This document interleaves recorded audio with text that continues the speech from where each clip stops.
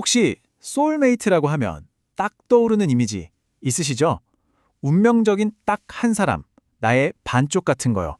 오늘은 바로 그 개념을 어쩌면 완전히 뒤집어 엎을지도 모르는 아주 새로운 시각으로 한번 파헤쳐 보려고 합니다. 여러분이 알던 모든 게 바뀔 수도 있어요. 뭐랄까, 처음 봤는데도 이상하게 익숙하고 마치 오래전부터 알던 사람 같은 그런 기묘한 느낌. 다들 한 번쯤은 느껴보셨을 거예요. 오늘의 이야기는 바로 그 순간의 느낌에서부터 시작됩니다. 자, 그럼 먼저 우리가 아주 당연하게 믿고 있는 것부터 한번 짚고 넘어가 볼게요. 바로 소울메이트 신화입니다. 과연 우리는 이 말을 어떻게 받아들이고 있을까요? 이 질문을 딱 들으면요, 아마 대부분 머릿속에 비슷한 그림이 그려질 거예요.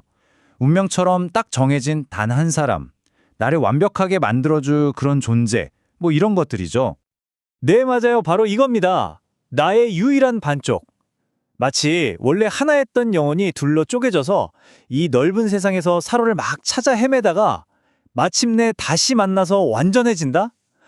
와, 정말 로맨틱한 이야기잖아요. 그런데 말이죠. 만약에 이 아름다운 이야기가 사실 우리 영혼의 그 어마어마한 스케일을 담기에는 너무나도 작은 그런 개념이라면 어떨까요?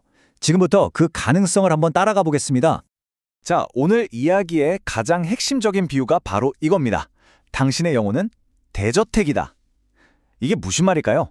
이 비유 하나가 우리가 알던 모든 걸 바꿔놓을 수 있습니다. 결론부터 딱 말씀드릴게요. 오늘 살펴볼 자료에 따르면 여러분의 영혼은 한 사람이 아니에요. 그리고 당연히 둘로 쪼개진 반쪽 같은 개념도 절대 아니라는 거죠. 이 문장이 진짜 중요한데요. 이걸 이렇게 한번 생각해 보세요. 내 영혼은 이 커다란 저택에 있는 방 하나가 아니라는 거예요. 그게 아니라 이 수많은 방들을 전부 다 채우고 자유롭게 오가는 저택 전체의 공기 같은 거라는 거죠. 영혼의 스케일이 확 다르게 느껴지지 않으세요? 그리고 여기서 정말 놀라운 이야기가 나옵니다. 하나의 영혼. 그러니까 그 저택 전체의 공기는요, 동시에 수백 개의 다른 몸, 다른 형태로 존재할 수 있다는 거예요. 와, 이건 우리가 상상했던 것과는 차원이 다른 이야기죠.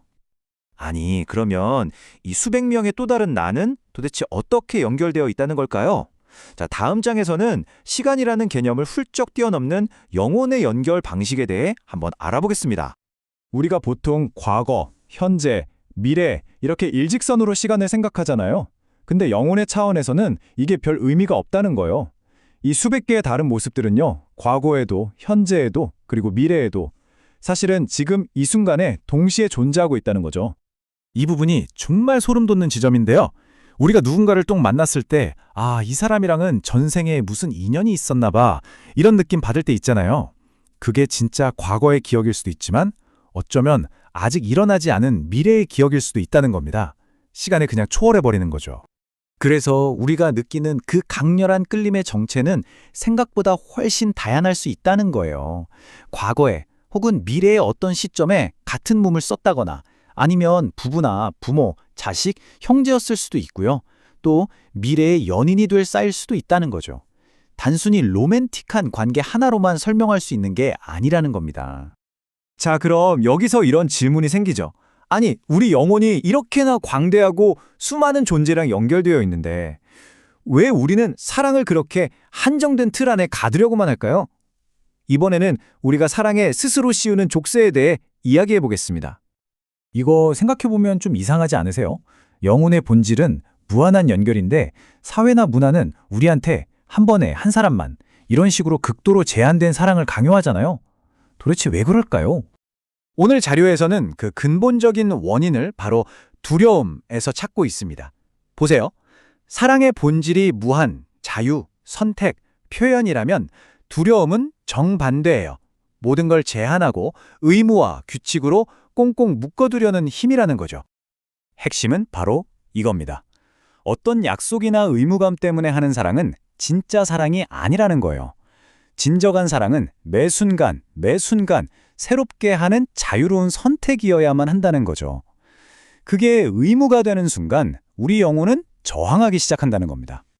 자, 그럼 이제 마지막입니다. 이 모든 이야기를 종합해서 과연 진정한 사랑이란 무엇인지 그 궁극적인 정의를 한번 내려보도록 하겠습니다. 첫 번째, 사랑은 무한함입니다. 이건 사랑의 시작이나 끝, 어떤 경계도 없다는 뜻이에요. 우리가 생각하는 것처럼 누구를 만나서 시작하고 헤어지면 끝나는 그런 게 아니라는 거죠. 그 자체로 그냥 존재하는 에너지 같은 겁니다. 두 번째는 영원함입니다. 사랑은 잠깐 스쳐 지나가는 감정이 아니라 이 우주에 늘 존재하는 변하지 않는 실체라는 거죠. 언제나 있었고, 지금도 있고, 앞으로도 영원히 있을 겁니다. 그리고 이 두 가지, 무한하고 영원하다는 건 뭘 의미할까요? 필연적으로 자유를 뜻합니다. 생각해보세요. 시작도 끝도 없고 어떤 경계에도 갇히지 않는다면 그게 바로 완벽한 자유 그 자체가 아니겠어요? 그리고 마침내 오늘 분석이 제시하는 가장 강력하고도 아름다운 결론입니다. 신, 삶, 사랑, 무한, 영원, 자유. 이 6개의 단어들이 사실은 다 똑같은 걸 가리키는 다른 이름일 뿐이라는 거예요. 우리는 전부 같은 실체를 두고 다른 이름으로 부르고 있었던 거죠. 오늘 이야기 어떻게 들으셨나요? 마지막으로 여러분께 이 질문을 한번 던져보고 싶습니다. 만약에요, 사랑과 자유, 그리고 여러분의 삶 자체가 전부 다 똑같은 것이라면 지금 여러분은 어떤 한계를 스스로 선택하면서 살아가고 계신가요? 이 질문이 우리 자신을 돌아보는 작은 계기가 되었으면 좋겠습니다.